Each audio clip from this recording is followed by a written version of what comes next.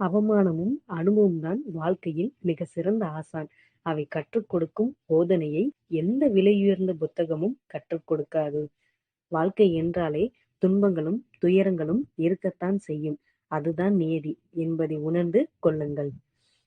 விரும்பியதன் மீது ஏற்படுகின்ற வெறுப்பு தற்காலிகமானது. அதன் மீது நீ வைத்த பாசம் நிரந்தரமானது. மீண்டும் மீண்டும் அது உன்னை ஈர்க்கக்கூடியது. உன்னை தவறாக புரிந்து கொண்டவரை பற்றி தவறாக எண்ணாதே. மனிதருக்குள் மனோபாவம் வேறு வேறானது என்பதை அறிந்து அமைதியாக இரு. மனதை அடக்க நினைத்தால் அலையும், அதை அறிய நினைத்தால் அடங்கும். தவறு செய்வதும் மனம்தான். இனி தவறு செய்யக்கூடாது என்று தீர்மானிப்பதும் மனம்தான்.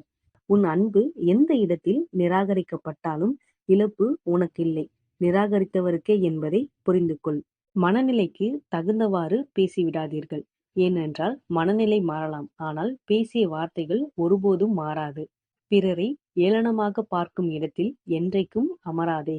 இறைவனுக்கு ஒரு நொடி போதும் உன் தலைக்கணத்தை தலைகீழாக மாற்றிவிட. பழகுபவர்கள் தந்துவிட்டு போகும் பரிசு வழியாக இருக்கலாம். அதுவே உன் வாழ்வில் அடுத்த நிலைக்கு செல்ல வழியாகவும் இருக்கலாம். வருந்தாதே.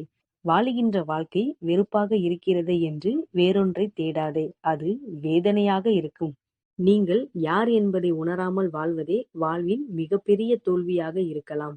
எதை நீ அதிகம் விரும்புகிறாயோ அதுவே உன்னை அதிகம் காயப்படுத்தும். சில உறவுகளின் விரிசலுக்கு காரணம் எல்லாவற்றையும் தவறாக புரிந்து கொள்ளுதல். சொல்ல முடியாத சோகங்களும் நினைவுகளும் ஒவ்வொருவர் மனதிலும் உண்டு. யாரும் மறந்து வாழ்வதில்லை, மறைத்துத்தான் வாழ்கிறோம்.